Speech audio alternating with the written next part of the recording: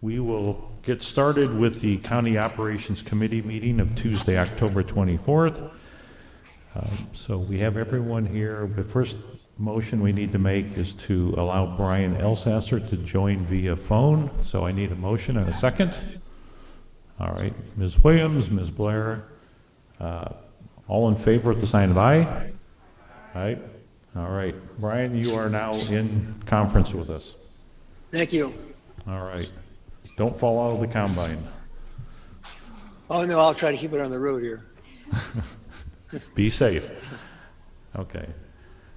The first action item is the approval of minutes, September 26, 2023. So I need a motion for that. Mr. Phelan and Mr. Hare is a second. Any adjustments, changes, comments on the minutes? Jan must be doing an awesome job because we don't change our minutes very much. So it's just good. Well done, Jan.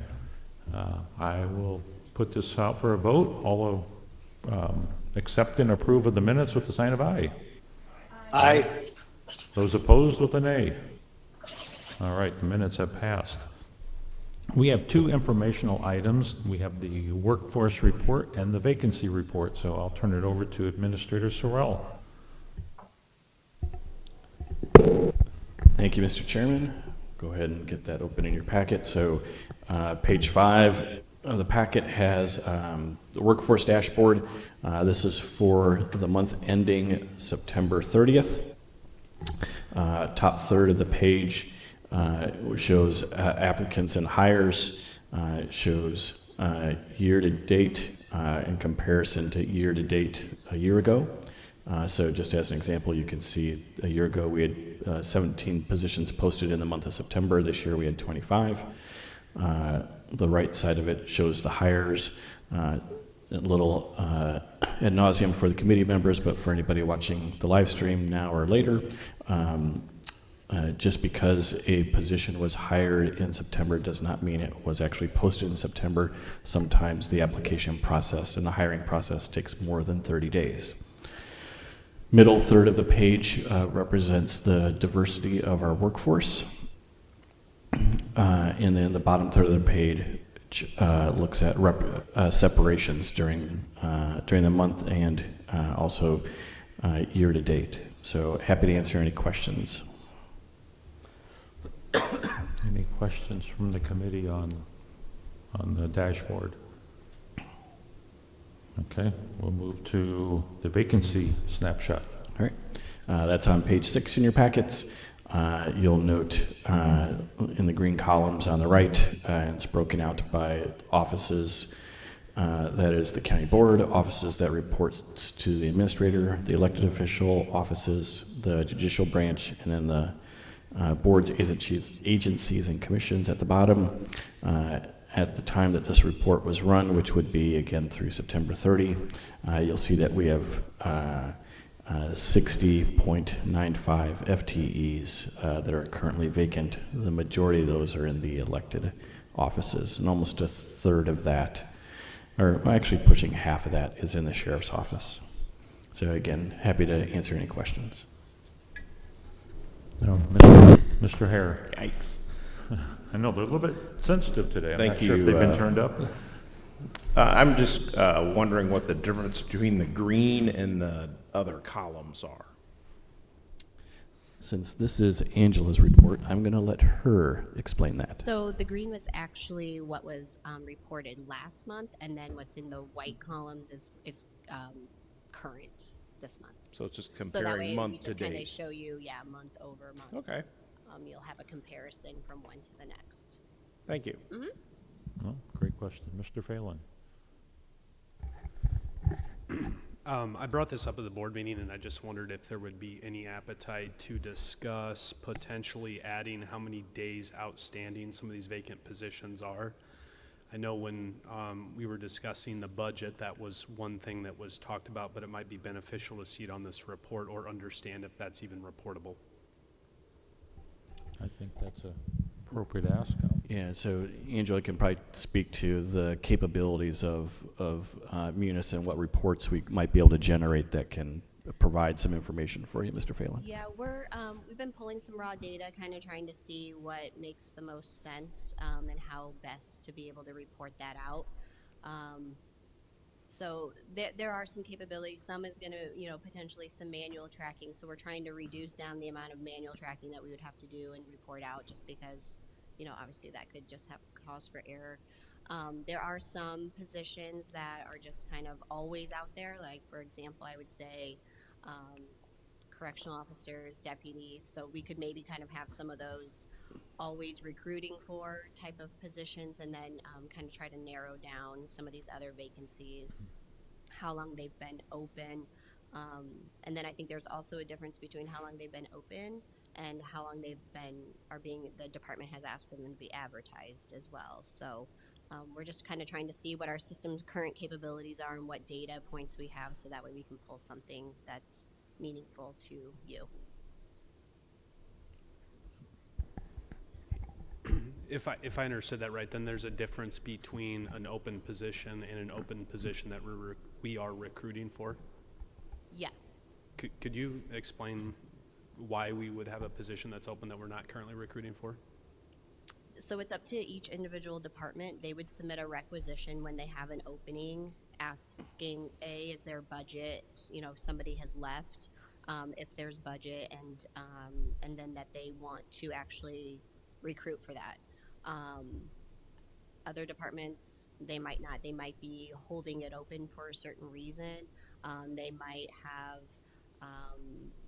a retirement coming, and there's vacation fund payouts that they may need that to hold one position open for a few months while somebody else is finishing out their vacation time in terms of retirement. So there's some different reasons for it. Sometimes we don't know why they're not advertising, or they're not advertising on our county website. Thank you. Mr. Chair, I would just like to add that I would be in support of adding that, if possible, to data, especially while we're talking about positions that have been open for several years, and having challenges and conversations with the budget. I think that would be beneficial data for us to understand. Okay.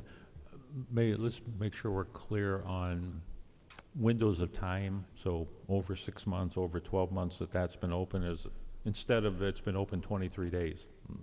We don't need that level of detail, correct? But if it's been past a certain window of time, I'll call it 6 months, a year plus, is that how we are more interested, or what's the best way so Angela knows what we're really wanting to understand?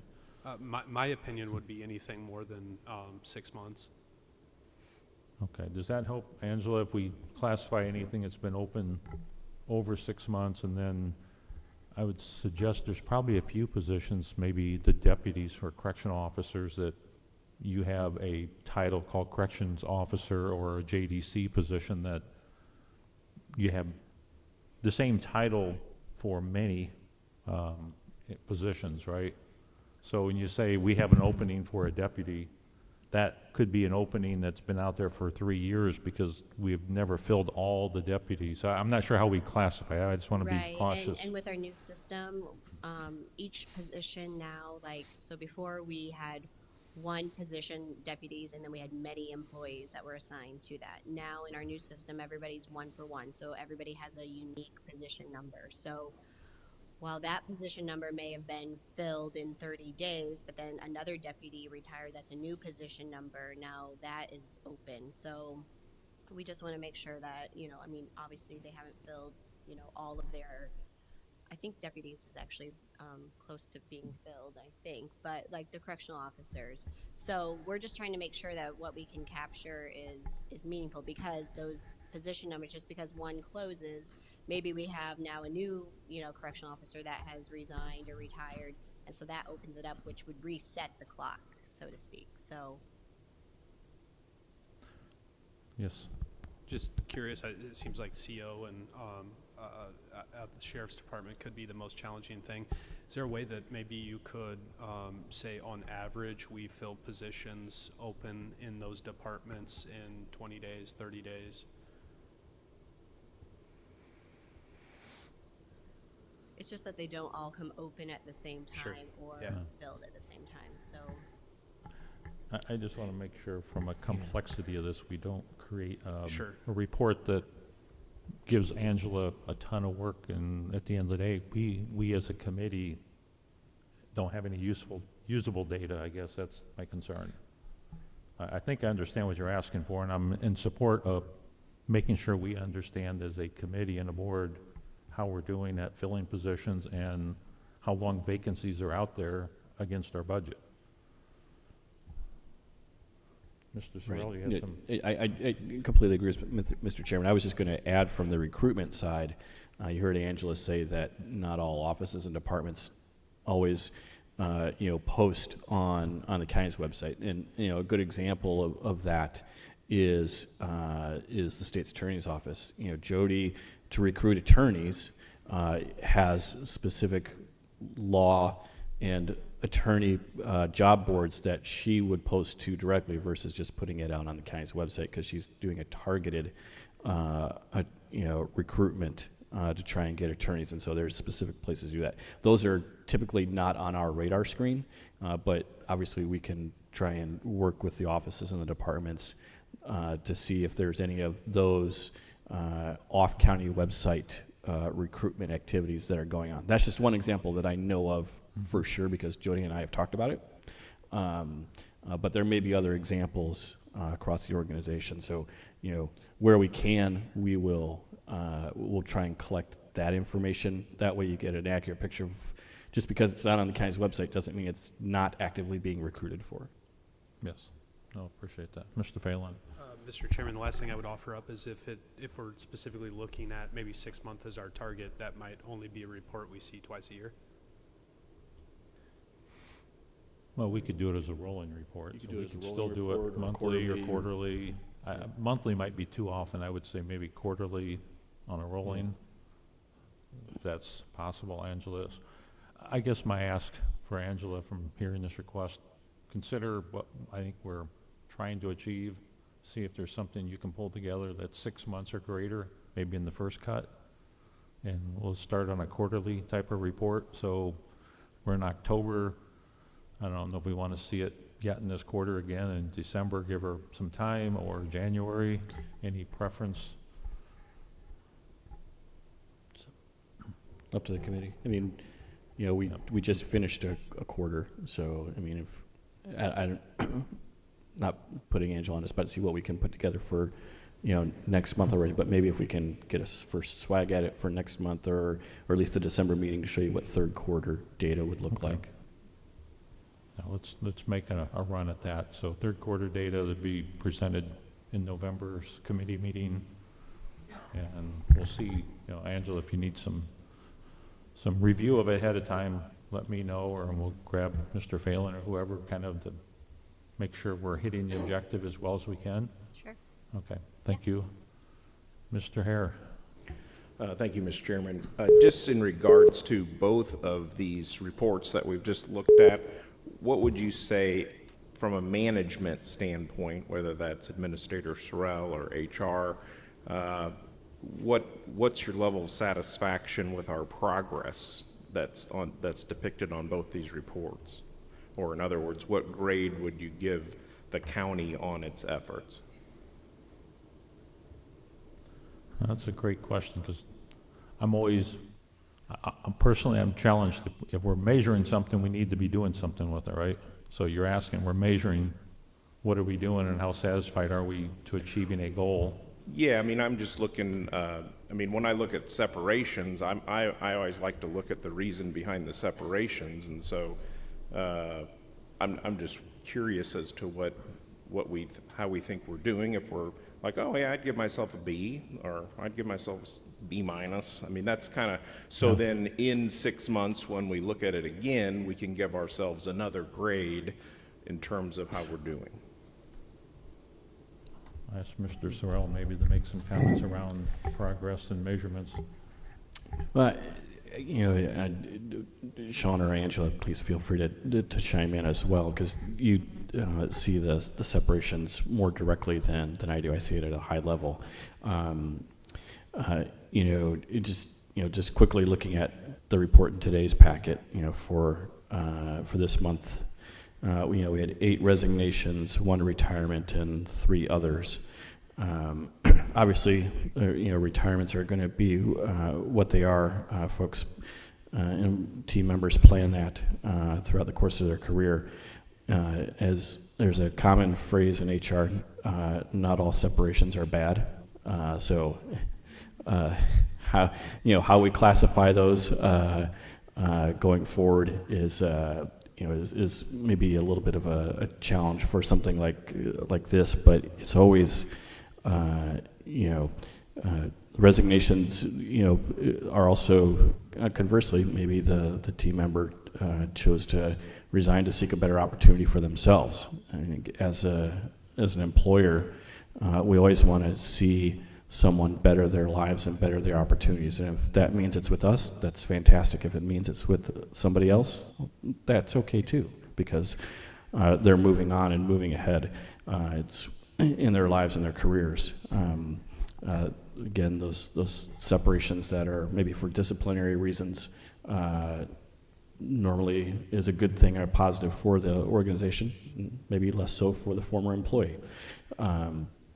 And Sean or Angela will have to remind us what the other category is. There were only 3 of them.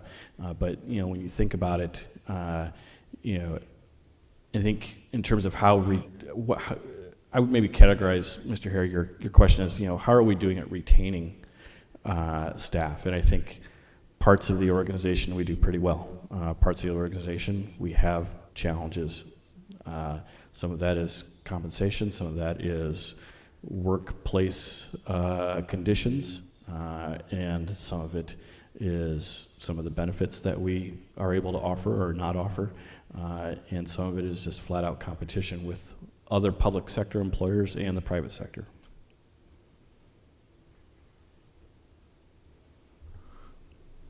Okay, Mr. Harrison, Mr. Phelan. Yeah, just one question really for Scott. Scott, you mentioned some things might be benefits, some things might be pay. So when that data is collected, what is the process with it once it's been collected? So as best we can, we do exit interviews, but that's a voluntary process. So not every separation does result in an exit interview. So sometimes we have that information, sometimes we don't. If it's a position that's in a collective bargaining unit, and let's say, for example, it's compensation, there's not a whole lot we can do. The compensation is tied back to the collective bargaining agreement. So, it's more anecdotal data than quantitative data, is what I would say.